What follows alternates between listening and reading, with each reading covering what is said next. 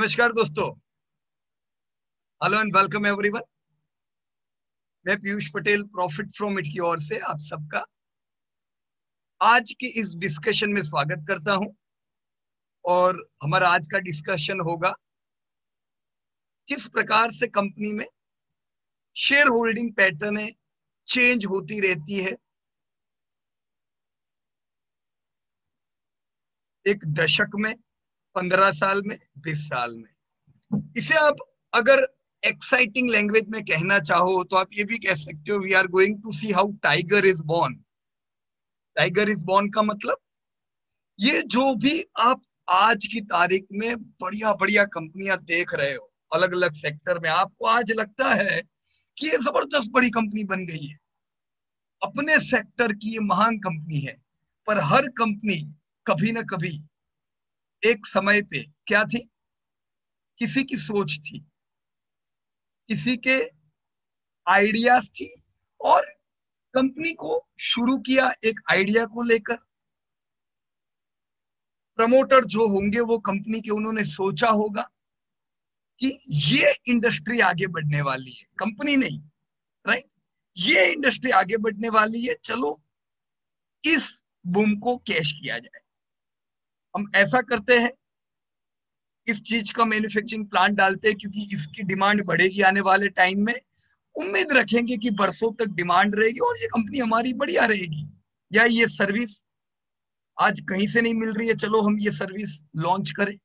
अलग अलग प्रोडक्ट्स, अलग अलग सर्विसेज, अलग अलग इंडस्ट्री में से तो कोई ना कोई समय पे कहीं पे कोई आइडिया का जन्म हुआ दोस्तों।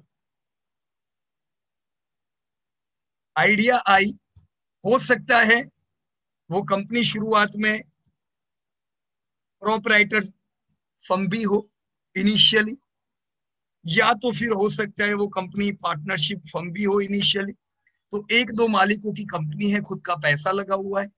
लेकिन कंट्रीज बड़ी होती है, मार्केट बड़ा होता है।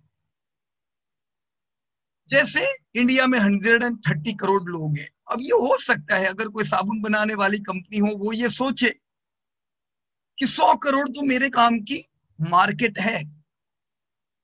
टीसीएस जैसी कंपनी, आईटी की कोई कंपनी सोचे कि कुछ बड़ी कंपनियां मेरा मार्केट हो सकती है, 1000 2000 कंपनियां बड़ी बड़ी जिनको हमारी टेक्नोलॉजी की जरूरत पड़ सकती है। हो सकता है कोई गाड़ी बनाने वाली कंपनी सोचे कि 130 करोड़ की इस देश में हो सकता है 10 करोड़ लोग,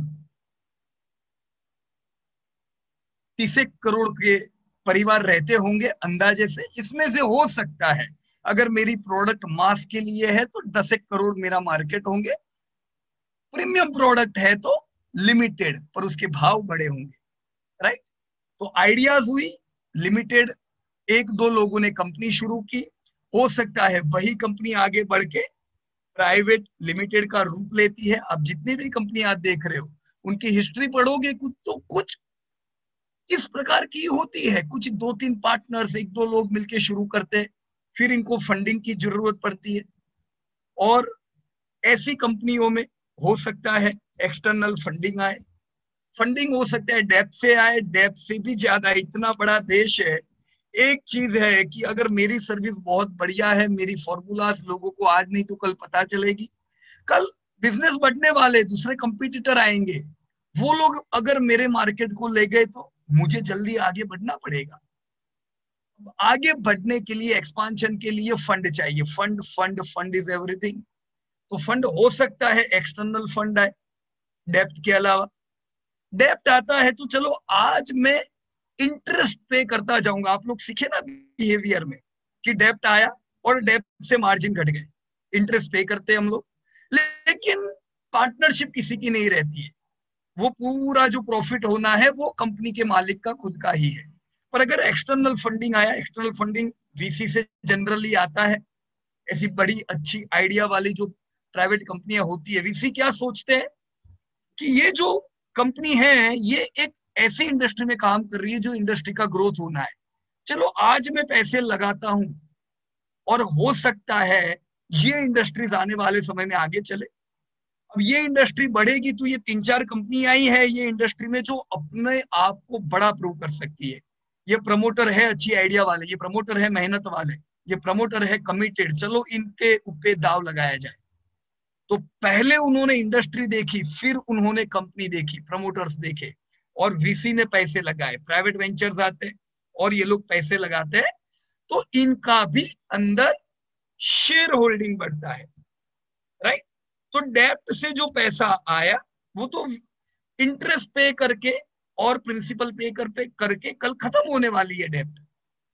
पर एक बार वीसी से जो इन्होंने पैसा लिया या वेंचर फंड ने जो पैसा लगाया, उन्होंने इनको कुछ पार्टनरशिप दी होगी, हो सकता है 15%, 20%, 80% हो सकता है मालिकों का हो, 20% वीसी का हो। तो वीसी सोचेगा कि चलो 5-6 साल में कंपनी को बड़ा बना देते हैं, 5-6 साल में कंपनी पूरे भारत में फैला देते हैं।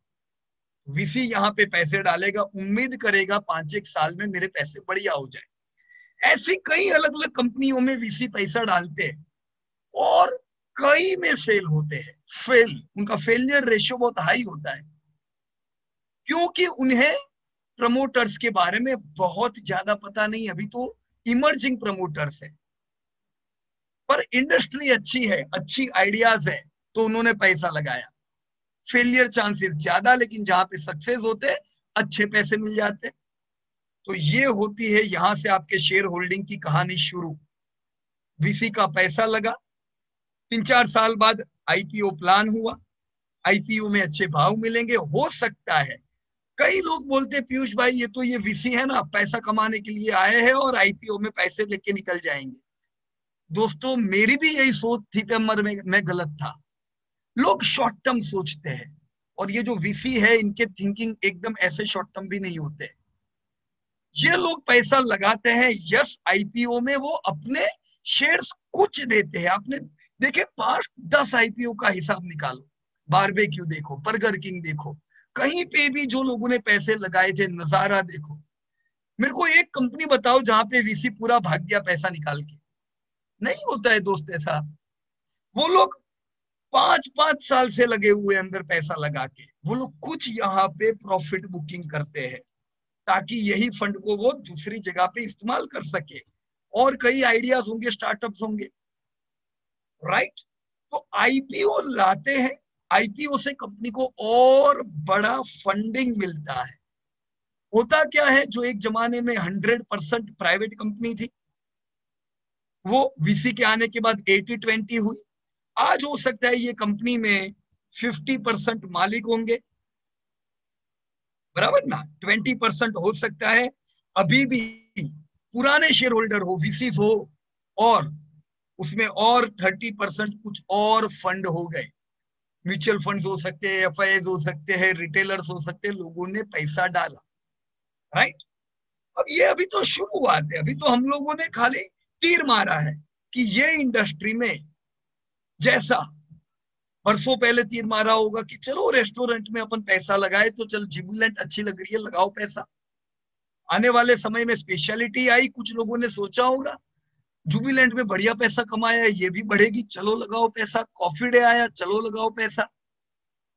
तो शिकारी हर जगह शिकार करने निकलते हैं, ज्यादातर जगह फेल होते हैं, क्योंकि over the period of time कुछ ही होते हैं टाइगर जो जिंदा रहते हैं, राइट फ्रेंड्स। तो टाइगर इस प्रकार से बॉर्न होते हैं, वो 10 साल, 15 साल, 20 साल, 50 साल आगे वाले सालों में धीमे धीमे बढ़ते रहते हैं। जो स्मार्ट निवेशक होता है वो इसमें से अपना होल्डिंग निकालता नहीं है। इनफैक्ट वो क्या करता है, सबसे बड़ा कुंडली मार के कौन बैठा हुआ है अपनी कंपनी पे, खुद मालिक। तो मालिक जल्दी अपने शेयर देता नहीं। जितने पहले वीसी के पास 20 आए, आईपीओ के बाद और 50% बाहर निकले, तो ये 30% बाहर घूम रहे हैं, राइट। बड़े निवेशकों को पता है कि कल मेरे को शेयर मिलने हैं तो इधर से ही मिलने हैं, इधर से मुश्किल है। अब जब जब मंदी आएगी, जब जब कुछ खराब समय आएगा, तब बाहर कौन निकलेंगे, ये लोग धीमे धीमे बेचेंगे। और बड़े निवेशक, स्मार्ट निवेशक क्या करते हैं, उनको पता है कि आज की वोल्टास 2000 में 1 करोड़ प्रॉफिट करती थी, ये 20 आते आते 500 करोड़ का प्रॉफिट करेगी। ये 2030 आते आते, ये 2040 आते आते किधर पहुंचेगी। फ्रेंड्स, ये होती है कहानी। तो बड़े निवेशक बहुत होशियार होते हैं, वो अपना होल्डिंग बढ़ाने का सोचते हैं। उनके दिमाग में छोटी चीजें नहीं होती है कि ये शेयर बाजार गिर गया तो, मेरी ये कंपनी बंद हो गई तो, अरे मैंने अभी तो लाख डाला है, 20% मिल रहा है, वाह, चलो निकालो पैसा, बहुत ही तो बड़ी लॉटरी लग गई। नहीं दोस्तों, उनकी थिंकिंग है 1 करोड़ डाला है, हर साल का करोड़ रुपया निकलना चाहिए, मल्टीप्लीकेशन में वेल्थ होनी चाहिए। मुश्किल से कंपनियां मिलती है, 100 कंपनी में एक आधी कंपनी मुश्किल से मिलती है जो लंबे समय तक टिके, तो उसको क्या हम बेचेंगे बार बार? हरगिज नहीं। और वो अपने होल्डिंग को बढ़ाते रहते हैं दोस्तों। कितना दुख होता है ये देख के। आप जितनी भी कंपनियां निकालो, ये वही अपनी घिसी पिटी टेस्ट, रिलैक्सो, जिसपे हमने टेस्ट किया था, 76% प्रमोटर थे 2002 में, आज 72% हुए, अभी भी स्ट्रॉन्ग होल्डिंग है। लेकिन बड़ा फर्क किधर हो गया, एफआईआई थे ही नहीं, 4% एफआईआई किधर से आ गए, म्यूचुअल फंड थे ही नहीं, 60.5% म्यूचुअल फंड आ गए, किधर से आ गए ये लोग। अब क्या ये खाली रिलैक्सो में आए? आप हर एक कंपनी ढूंढ ढूंढ के निकालो, एनी कंपनी जिसपे आप लोगों ने काम किया है। नेस्टले नहीं किया हुआ है पूरा काम, एक ही होल्डिंग है, पर आप देखो कोई भी कंपनियों में 13% एफआईआई। अब ये 13% यानी इट्स अ बिग थिंग। ये इनके पास कितनी बड़ी अपॉर्चुनिटी होती है पता है एफआईआई के पास। इंडिया जैसी 100 कंट्री है जहां पे ये लोग पैसा डाल सकते हैं, पर इनको इंडिया जैसी मिलेगी नहीं कंट्री जो ग्रोथ करती है और जिन जो लोगों पे भरोसा किया जा सकता है। भरोसेमंद लोग तो है कि नहीं इंडिया के सबसे ज्यादा, कोई डाउट ही नहीं है इस चीज पे। High trust. इसीलिए जब आपके जीडीपी से मार्केट कैप बढ़ जाती है तो घबराइएगा नहीं, ये तो आज नहीं तो कल होना ही है इंडिया में। जीडीपी टू मार्केट कैप 100, यानी जितना जीडीपी उतना मार्केट कैप। जितना भरोसा बढ़ेगा उतना जीडीपी से प्रीमियम मार्केट कैप मिलेगा। तो प्रीमियम यानी रेड अलर्ट नहीं दोस्तों, प्रीमियम यानी ट्रस्ट वर्दी बढ़ती जा रही है। राइट फ्रेंड्स, यहाँ पे जितनी भी कंपनी आप लोगों ने दोस्तों देखी है, मेरे हिसाब से अगर आपने एक्सपेरिमेंट किया होगा पक्का, अलग अलग कंपनियों में आप लोगों ने देखा होगा कि अच्छी अच्छी कंपनियों में किस प्रकार से इन लोगों ने होल्डिंग बनाया हुआ है। आज दोस्तों इंडिया के मार्केट में सबसे बड़ा निवेशक एलआईसी, बरसों से बढ़िया पोर्टफोलियो उन लोगों का, और आज एलआईसी इस लेवल पे है कि उन्हें बैठे बैठे 30,000 करोड़ तो मिल रहे हैं बाजार में से। बढ़िया पोर्टफोलियो बनाया, बिगेस्ट इन्वेस्टर। फिर आई बारी और इंश्योरेंस की कंपनियों की, धीमे धीमे वो लोग भी होल्डिंग बना रहे हैं। म्यूचुअल फंड की कंपनियां आई, वो लोग भी होल्डिंग बना रहे हैं। एफआईआई दोस्तों, एफआईआई को दुश्मन भी नहीं मानना चाहिए, क्योंकि ये वही एफआईआई है जो 2000 नहीं 1991 में जब इंडिया पे, जब हम हमारा सोना गिरवी रखा गया था, जब इतने अच्छे हाल नहीं थे, तभी भी वो लोग निवेश थे, तभी भी वो लोग भारत में पैसा डाला था लॉन्ग टर्म। उन लोगों को लगता था कि इंडिया ब्रेकआउट नेशन बनेगा। राइट, ब्रेकआउट नेशन की किताबें भी कितनी बाजार में आप जानते ही हो। तो वो एफआईआई जो इतने बरसों से इंडिया पे ट्रस्ट करके बैठी, आपको क्या लगता है बढ़िया पैसा मिला कि नहीं उन लोगों को? तो हमें उन्हें बुरा भी नहीं कहना चाहिए, क्योंकि हमें भरोसा नहीं होता है। हमारे पास कितना, कुछ भी छोटी पोती कुछ गलती हो गई सीधा हम लोग नेगेटिव बोलने लगते हैं। और कहा वो एफआईआई है जो कुछ बोलती नहीं है, बस टिकी हुई है और भाई वेट कर रही है, माल निकालो, मैं तो बैठा हुआ हूं तुम्हारा माल लेने के लिए। तो एक्शन लेने वाले लोग एक्शन लेते जाएंगे और अपना होल्डिंग बढ़ाते जाएंगे। हमें भी दोस्तों यही चाल सीखनी होगी। कि किस प्रकार से मैं एक रिटेल इन्वेस्टर, हो सकता है मेरा फंड कम है लेकिन मेरी सोच वही बड़ी है। मैं भी आज से ये तय कर रहा हूं कि आने वाले समय में मैं मेरी होल्डिंग्स को बढ़ाऊंगा। मैं मेरी कंपनी को शॉर्ट टर्म ट्रीटमेंट नहीं दूंगा। एक बार जिसमें मैंने हाथ रख दिया कंपनी पे, आज जो मेरा होल्डिंग है कल होल्डिंग बढ़ने ही वाला है। दोस्तों, आने वाले सालों में आप देखोगे धीमे धीमे आपका भी होल्डिंग बढ़ेगा। दोस्तों, एज अ रिटेल इन्वेस्टर मेरे को स्मार्ट होना पड़ेगा, नहीं तो जैसे दूसरे रिटेल इन्वेस्टर गाली देते हैं, ये एफआईआई आती है पैसा कमा के चली जाती है, उनकी आधी स्टोरी है पैसा कमा के वो चली नहीं जाती है, पैसा कमा रही है कमाती रहेगी। हमें हमारी थिंकिंग चेंज करनी है। दोस्तों, आप में से कौन लोग हैं जिन्होंने शेयर होल्डिंग पैटर्न पे काम किया है? You can write down in your chat box and we will discuss your companies.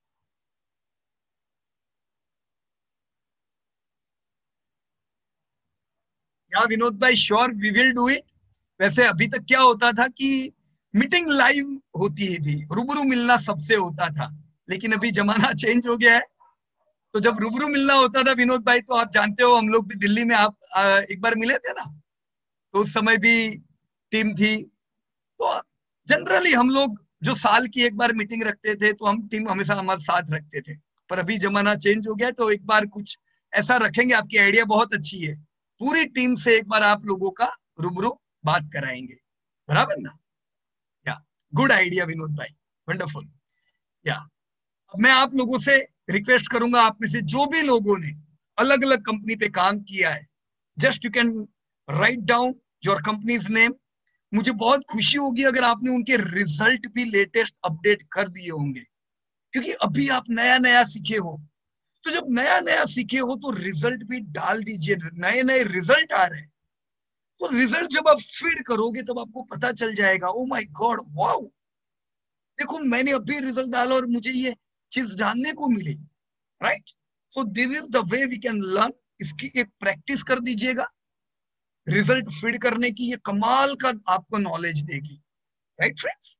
चलिए, let me begin today session with Purbali madam. या Purbali ji, you can unmute yourself and I will go to Mahindra and Mahindra. So very very good company. Let me check Good Mahindra and evening, sir. Mahindra. Yeah, M and M. Okay. So this is Mahindra and Mahindra. Okay. Madam, latest result, इनके result आ गए क्या madam? Annual 2021। हाँ, result मेरे को दिखा नहीं है। Okay, no problem. और share holding pattern, yes madam. Actually हम एलएनटी का किया था, लेकिन एलएनटी का वो सारा जो होल्डिंग है वो अभी सारा 100% पब्लिक का है, तो इसीलिए बराबर। हम उसका कुछ, हाँ, उसका क्या, डिस्कस तो भी कोई क्या बात नहीं है मैडम। करेंगे।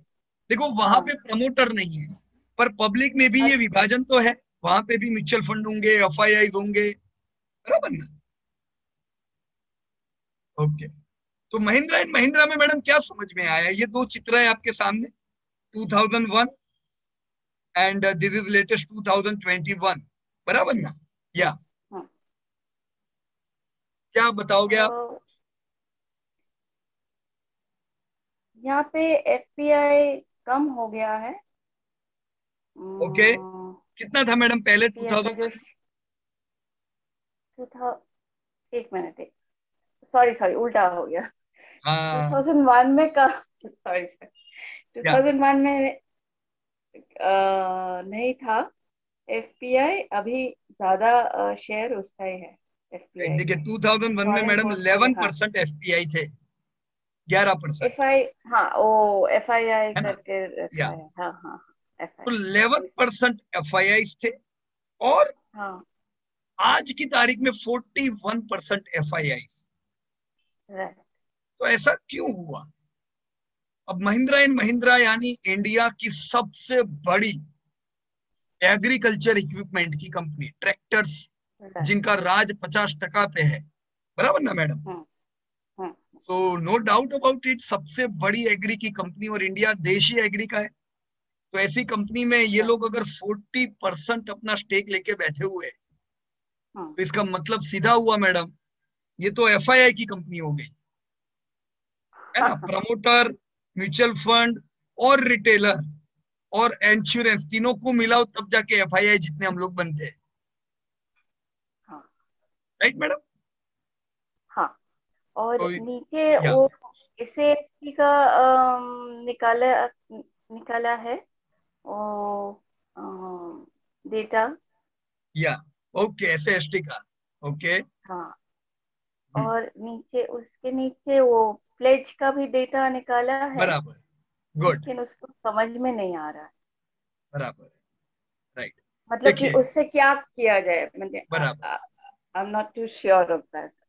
बराबर, नो प्रॉब्लम। देखिए, सबसे हाँ पहले आपने जो एससी एसटी का जो डेटा निकाला, अच्छा हाँ डेटा, इंपॉर्टेंट है। ये डेटा देख के मुझे दिख रहा है यहाँ पे कि एलआईसी ने यहाँ पे ये जो पूरा हाँ समय है हाँ 2019 के हाँ। 5वें महीने से 2020 फरवरी महीने तक उन्होंने कुछ अपना स्टेक सेल किया। राइट राइट, उन्होंने 2% अपना होल्डिंग कम कर दिया।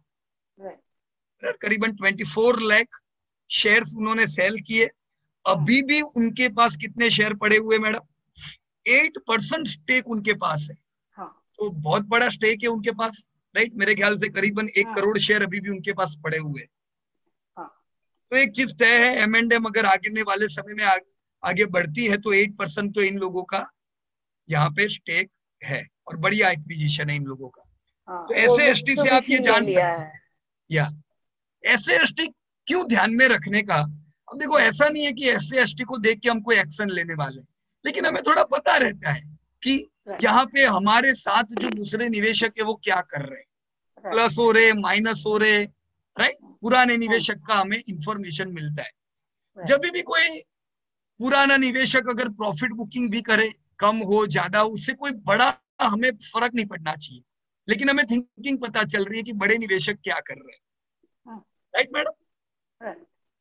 और प्लेज, हाँ अगर ये जो पूरा 100% स्टेक है यहाँ पे, उसमें 22% स्टेक जैसे मान लीजिए प्रमोटरों का है। हाँ अब यहाँ पे आप प्लेज के डेटा भी मिलेंगे कंपनियों में। मैं यहाँ और एक, जैसे बीएससी इंडिया ओपन कर रहा हूँ, हाँ। मैं गया महिंद्रा एंड महिंद्रा में।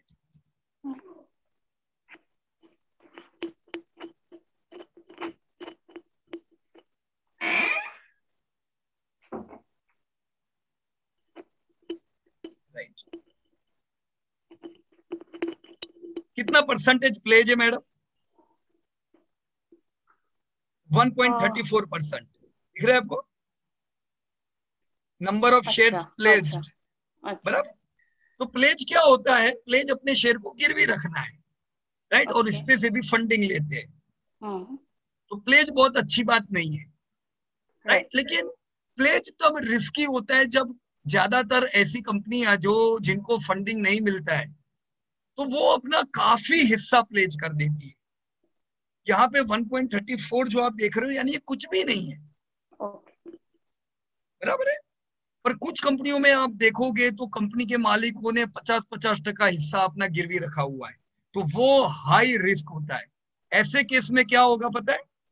अगर मंदी आती है, अगर मान लीजिए मंदी लंबी चलती है, प्रमोटर या जिन्होंने भी प्लेज गिरवे अपने शेयर प्लेज पे रखे हुए, अगर वो अपनी लायबिलिटी को पूरा नहीं कर पाते, ऐसी जो बैंक के वहां गिरवी रखे उनको ब्याज नहीं दे पाते, तो वो बैंक या फाइनेंशियल कंपनी उन शेयरों को बेच भी सकती है।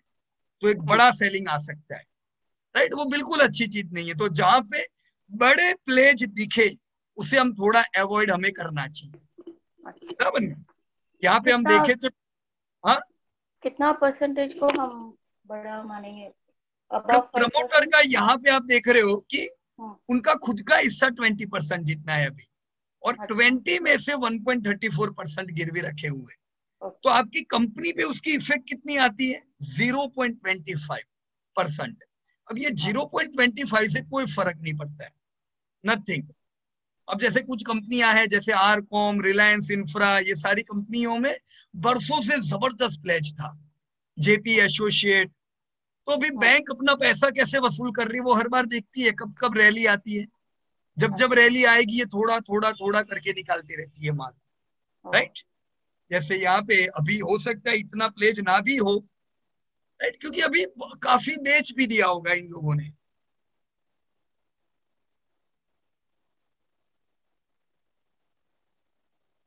या वो अभी तो नहीं दिख रहा है क्योंकि परसों हो गए इनको, तो अभी बुरे समय के तो काफी प्लेज थे एक जमाने में, वो सब धीमे धीमे करके जहां पे इन लोगों ने गिरवी रखे हुए थे वो सब माल बेचते चले गए, राइट मैडम। तो pledge is not a good thing.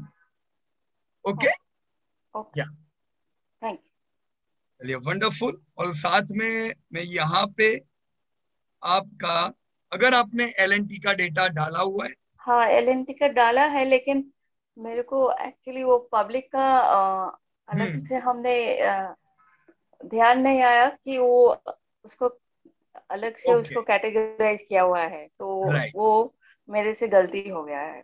बराबर बराबर, नो हाँ प्रॉब्लम। हाँ लेकिन ये जो आपने काम किया है परफेक्ट है, हाँ राइट। हाँ कि ये जैसे एलएनटी अगर मेरे सामने है, तो हाँ एलएनटी में सबसे बड़ा हिस्सा किन लोगों का है? बैंक्स और फाइनेंशियल इंस्टीट्यूशंस, एफआईआईस, म्यूचुअल हाँ fund, right, private corporate bodies, Indian public, ये पूरा मिला हुआ है, प्रमोटर लेस कंपनी, राइट। हाँ हाँ और एलआईसी ने यहाँ पे भी कुछ प्रॉफिट बुकिंग किया है ना, या हाँ 2019 में, और साथ में या पिछले 2 साल में एलएनटी ने थोड़ा स्टेक घटाया है। ओके, गुड मैडम, बढ़िया डेटा आप लोगों ने डाला, वंडरफुल। और एलटीटीएस का भी किया था, एलटीटीएस। अच्छा, अब ये मैडम देखो यहाँ पे थोड़ा ज्यादा अच्छा लर्निंग मिल सकता है, क्योंकि अभी नई नई कंपनी आई हुई है। हाँ, नया। तो 2017 में प्रमोटर का 90% था, 89, हाँ राइट। अब जब ये हाँ 89 था, सेबी ने स्ट्रिक्टली कहा कि भाई अगर आपको लिस्टिंग रखना है, आप बाजार में आए हो, तो 89% नहीं चलेगा आपका, हाँ आपका हाँ स्टेक, आपको अपने स्टेक को 74% लाना पड़ेगा, बराबर ना, जो अभी डीमार्ट को कहा। जैसे हम्म। एक टाइम पे मेरे पास 3M के जो शेयर थे, 3M में भी यही कहा गया था। तो मैं डर गया उस समय, मेरे को लगा कि अरे बाप रे, ये तो अभी शेयर बेचेंगे, अपने प्रमोटर बेचेगा तो शेयर तो घट जाएंगे। ऐसा होता है ना हमें, अच्छा। कि अब ये गिर जाएगा, क्योंकि प्रमोटर अगर अपना स्टेक घटाएगा तो कितने सारे शेयर बिकने वाले हैं। पर देखो ऐसा हरगिज नहीं हुआ, वो जमाने में 3M का भाव जो था उससे आज 10 गुना भाव है। तो ऐसा नहीं हुआ कि प्रमोटर ने बेचा तो शेयर गिर गया, क्योंकि ये तो प्रमोटर के पास जो शेयर थे, आज अगर प्रमोटर का हिस्सा 74% हुआ, तो ये 16% किधर गया होगा? एलटीटीएस, आपने पब्लिक जरूर लिखा है, लेकिन पब्लिक का होल्डिंग नहीं लिखा है। मैं यहाँ पे अगर उनके आज पब्लिक का होल्डिंग देखूं, तो 26 होल्डिंग जो बाहर है, 26%, उसमें जस्ट अंदाजा लगाइए, 6% is with mutual fund, 9% is with your FIIs, okay okay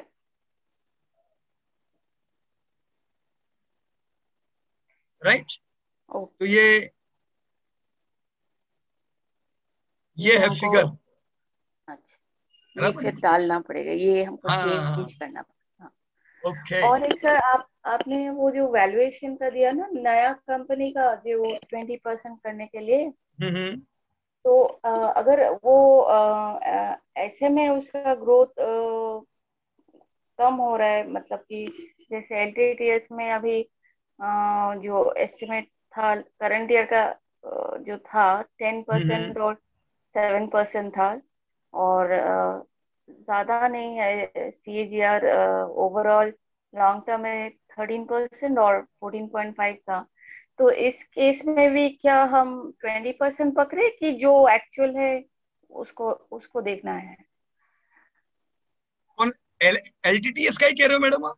हाँ, एलटीटीएस का वो आपने एक डाला ना कि नया कंपनी का वैल्यूएशन कैसे करने के लिए, हम्म, उसमें आपने डाला ना कि ग्रोथ ज्यादा दिखाता है तो 20% डालना है। राइट, ये क्या है मैडम कि जनरली आप देखोगे कि जो इमर्जिंग कंपनियां हैं उसमें हाँ हाँ ग्रोथ आपको 40% मिलेगा, ज्यादा क्योंकि होता अभी है। बिल्कुल इंडिया में पेनिट्रेट नहीं होती है कंपनियां, हाँ उनके पास बहुत ही मल्टी लाइनिंग में ग्रोथ करने की अपॉर्चुनिटीज होती है, पर वो जिंदगी भर नहीं बढ़ेंगे 40% से।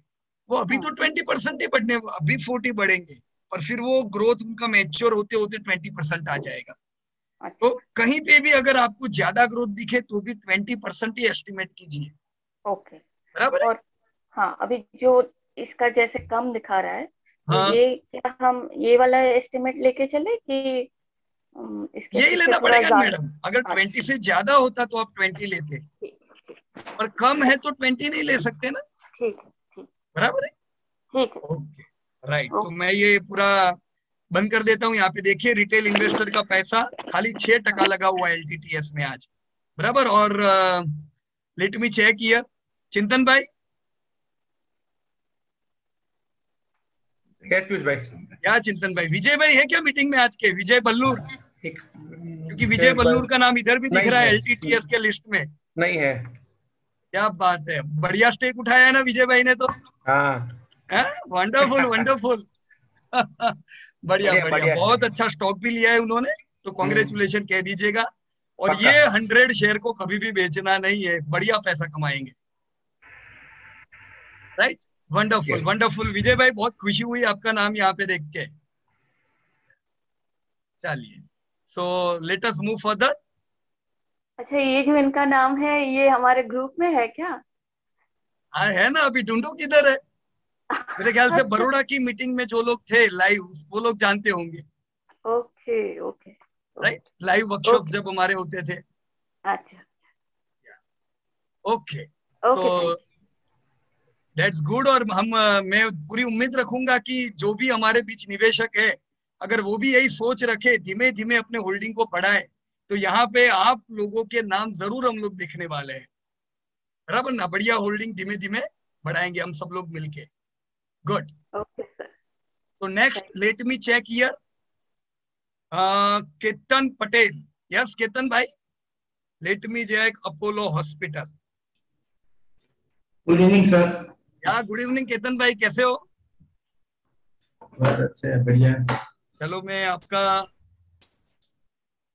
वर्क ओपन करता हूं। यहाँ पे अपोलो हॉस्पिटल, क्या सीखने को मिला केतन भाई जब आपने शेयर होल्डिंग अपोलो का चेक किया?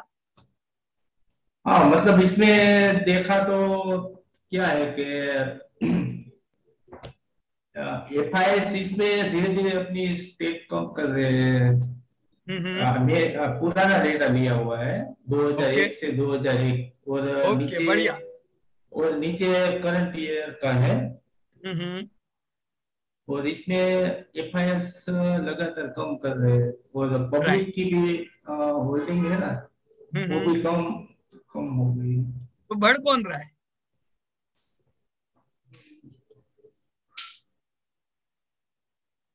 मेरे को ये डेटा वैसे समझ में नहीं आया। एफआईआई 2001 में 13% है और आज 54% है।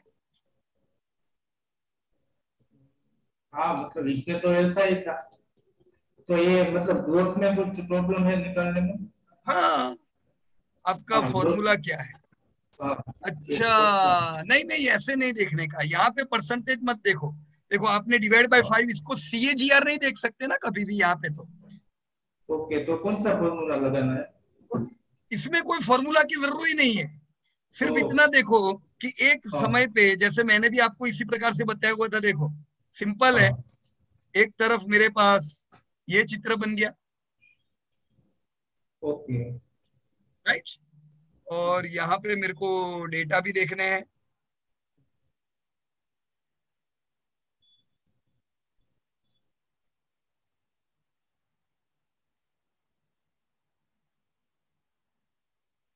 Just a minute.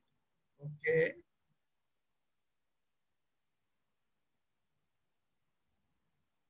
Sir value and percentage. नहीं, खाली नाम चाहिए, एक्चुअल में नाम आ जाना चाहिए। चलो ऐसे लेबल करे तो वहां पे कंपनी का नाम आ जाना चाहिए, नो प्रॉब्लम। यहाँ पे मैं इतना कर देता हूँ, राइट। और वही चार्ट में इसका बना देता हूँ आज का, 2021 का क्या हुआ।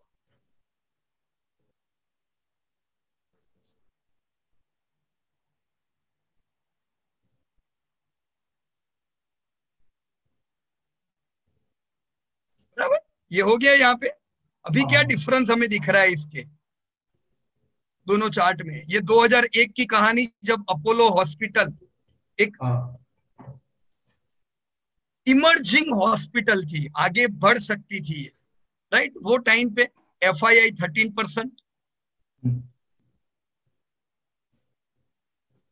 इसमें आपने प्रमोटर लिखा हुआ है 31%। अब आज की तारीख में प्रमोटर वही है, करीबन 30% की है, राइट। इतना तो ही यहाँ है। पे FII का होल्डिंग आप देखो तो ये धीमे धीमे 54% पहुंच गया है। इसने मतलब अपनी होल्डिंग बढ़ाई है ना, तो ये तो इसकी। जबरदस्त होल्डिंग बढ़ा दी इन लोगों ने, ऐसा हुआ ना। ऐसा तो ही ये है। इंडिया की सबसे बड़ी हॉस्पिटल है कि नहीं है, है। राइट। अब सबसे बड़ी हॉस्पिटल में मतलब आने वाले टाइम में 2030-40 इंडियंस बीमार अगर होंगे और अगर खर्चा करेंगे हॉस्पिटल पे, तो उसका आधा पैसा किधर जाने वाला है, हॉस्पिटल में आ रहा है। हॉस्पिटलों का आधा पैसा किधर जाएगा, FII के पास। बढ़िया प्लान करके बैठे हैं कि नहीं ये लोग, राइट। क्योंकि इनको पता है जैसे जैसे कंट्रियां डेवलप होती है, डेवलपिंग से डेवलप स्टेज में हम जाते हैं, कंट्रीज के इस क्षेत्र में इन्वेस्टमेंट बढ़ते हैं, राइट। तो ये चित्र आपको ज्यादातर जगह पे दिखेगा। बराबर है केतन भाई, क्लियर एकदम। क्लियर है। तो और ज्यादातर जगह पे इसमें आप ये चीज देखोगे कि किस प्रकार से बड़े निवेशक धीमे धीमे करके बढ़ते हैं। प्लानिंग हमें भी वही रखना है, हम भी अपने होल्डिंग को धीमे धीमे करके बढ़ाए, रोज भाव न देखे, खुश न हो जाए 50% बढ़ गया तो। बराबर है, क्योंकि ये सब कुछ भी नहीं है, खाली चित्र है, बराबर ना। लेकिन इसमें प्लेजिंग बहुत ज्यादा है, तो सही मतलब बात है, इसमें हाई प्लेज है। तो कोई दिक्कत तो मतलब नहीं। नहीं हमें, सही बात है एकदम, ये एक रेड चीज है, रेड अलर्ट है कंपनी में, क्योंकि कंपनी के सर पे डेप्ट है, राइट। कंपनी डेप फ्री नहीं है, इनके ऊपर डेप भी अच्छी खासी है और प्लेजिंग भी है। पर आपके पास अपोलो के अलावा और कोई चॉइस नहीं है हॉस्पिटल में, जीरो चॉइस है आपके पास। तो आप अगर अपोलो में पैसा डालते हो, प्लेज है, तो थोड़ा कम डालो केतन भाई। मैं यहाँ पे पूरा आंख बंद करके अगर मैं डॉक्टर लालपत पे मैं 5% डालता हूं तो चलेगा, पर मैं अपोलो हॉस्पिटल में 5% नहीं डालूंगा। मैं अगर अपोलो हॉस्पिटल में निवेश करता हूं, मैं 2% पैसा डालूंगा, क्योंकि ग्रोथ जबरदस्त है, अपनी इंडस्ट्री की लीडर है, सब तुम्हारे पॉजिटिव पॉइंट है। पर नेगेटिव पॉइंट क्या है, देखो ये आपकी हिस्ट्री में ही है। प्रॉफिट इन्होंने कंसिस्टेंट किए है, पर मार्जिन कैसे, एकदम मार्जिन स्टिफ बहुत। मार्जिन है ना। देखो यहाँ 2018 में हो सकता था लॉस में आ जाती कंपनी, ये तो बाल बाल बच गई, बच गए। बराबर ना। पर बहुत कम मार्जिन है, तो ऐसे मार्जिन में आप अगर जाते हो, थोड़ा कम वेटेज यहाँ पे रखो, बराबर। ओके, ठीक है। या और कौन सी कंपनी पे काम किया केतन भाई आपने, और कोई एग्जांपल है आपके पास। नहीं, अभी तो क्या है, एक ही कंपनी में किया है प्रमोटर का तो। Okay okay, wonderful. हमारे पास बाकी सीखने लायक ये चीज में यही है कि आप हाँ, देखोगे तो ये जो भी FII ने पैसे यहाँ पे डाले हुए, राइट, ये FII बरसों से होती है यहाँ पे, और वो धीमे धीमे उनको एक बार इंडस्ट्री मिली ना, तो वो अपने आप को यही प्रश्न पूछते केतन भाई, वो अपोलो तब बेचेंगे जब उनको लगेगा कि इंडिया में हॉस्पिटल का धंधा बढ़ने वाला है कि घटने वाला है। अगर बढ़ने वाला है तो मैं सही अपोलो है। बेच के किधर जाऊंगा। क्या और कोई हॉस्पिटल ऐसी स्ट्रॉन्ग है क्या कि जो इतने नहीं परसेंटेज है। से ग्रोथ कर सके, अगर है तो ही मैं वहां जाऊं, नहीं तो यहीं पे मैं बैठा ओके। रहूंगा जिंदगी भर, राइट केतन भाई। हाँ, एक मेरा क्वेश्चन था, जो इसमें 2000 के साल पे NRIS, ये कौन सा मतलब ये प्रमोटर कहलाएगा, क्या कहाँ कहलाएगा? पे है, ये 2001 में जो NRI लिख के है, हाँ, मतलब हाँ, ये कौन सा मतलब ये इन्वेस्टर नॉन है? रेसिडेंट इंडियन है, फॉरेनर है जो ना? हमारे जो इंडियन जो बाहर रहते हैं ये उनका हाँ, स्टेक है। ओके। और बराबर ना। नीचे तो प्राइवेट कॉर्पोरेट बॉडी, वो मतलब क्या होता है? प्राइवेट कॉर्पोरेट बॉडीज कुछ कंपनीज भी होती है, जैसे कुछ कंपनीज ऐसी होगी जिन्होंने भी निवेश किया हुआ है। कुछ कंपनीज ओके। हो सकता है सप्लायर हो अपोलो हॉस्पिटल के, पर उनको पता है हाँ अपोलो हॉस्पिटल का काम बढ़िया है, राइट। तो हाँ। कभी कभी कंपनियां भी अच्छा निवेश करती है, ओके बराबर। कुछ टेक्नोलॉजी पार्टनर हो सकते हैं, अलग अलग कंपनी में अलग अलग चीजें, बराबर ना। ओके। हाँ हाँ, right. Okay, so thank you very much Ketan भाई, and let me move further. यहाँ पे महेश भाई ने लिखा हुआ है, how much should be the minimum promoter ownership of shares that should be comfortable for an investor. यहाँ पे महेश भाई ऐसा कोई रूल नहीं है, नो रूल लाइक दिस, लेकिन अब अगर आपकी जो इंडस्ट्री है, यहाँ पे ज्यादातर डिपेंडेंसी होती है इंडस्ट्री के ऊपर। अगर आपकी इंडस्ट्री बहुत कैपिटल इंटेंसिव नहीं है तो क्या होता है, प्रमोटर बहुत बढ़िया बढ़ सकते हैं, उनको अपने शेयर में ज्यादा लिक्विड करने की जरूरत नहीं पड़ती है। जैसे आईटी इंडस्ट्री है, राइट, तो वहां पे प्रमोटर ऐसा बहुत कैपिटल इंटेंसिव स्ट्रक्चर नहीं है। पर जैसे हॉस्पिटल है, तो एक हॉस्पिटल बनाना मतलब निवेश तो हुआ। अब हॉस्पिटल में आप जानते ही हो कि दूसरे जो इक्विपमेंट के भी हाई कॉस्ट होते, तो एक कैपिटल इंटेंसिव जगह है।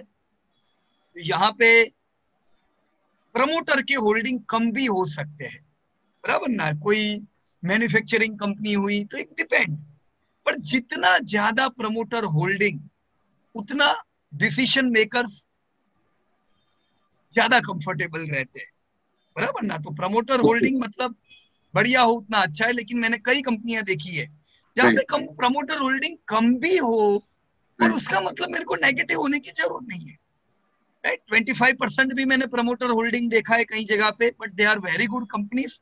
और मैं 2005 में भी देखता था 25% है, आज भी 25% है, बढ़िया मैनेज कर रहे हैं, no need to worry about it. Worry कब होना चाहिए ना, जब प्लेज ब्लेज वाली जफा हो।